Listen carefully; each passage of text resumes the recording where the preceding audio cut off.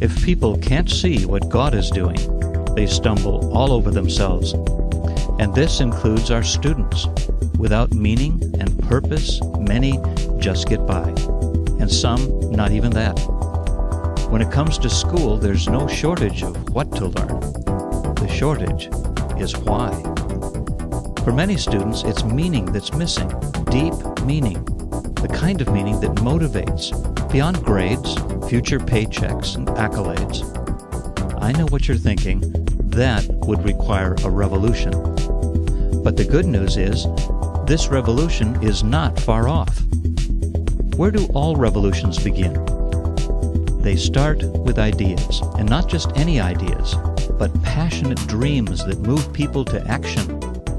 In 1517, Martin Luther nailed his dream to a church door and started a revolution that changed history. Justification by faith and the priesthood of all believers. They struck chords that still resound around the globe. But Luther's revolutionary theology of work has faded. Luther denounced the sacred-secular divide that elevated the work of clergy to God's work and relegated the work of milkmaids to something less. He declared that milking cows is God's work too. Calvin carried Luther's teaching on work even further. By God's grace, Calvin turned Geneva, then called the smelliest city of Europe, into a model city by helping the citizens to see that work in all spheres of society, whether civil or economic or domestic, is God's work. Puritans carried the Protestant work ethic to the New World, where it fueled the development of a nation with the idea that a man's shop and his chapel are both holy ground. But over time, the sacred-secular divide returned. Today, it's the pastors and the missionaries who do God's work, not foremen or flight attendants. We've quit believing that God does His work through carpenters, cops, and CEOs. Here's the big question.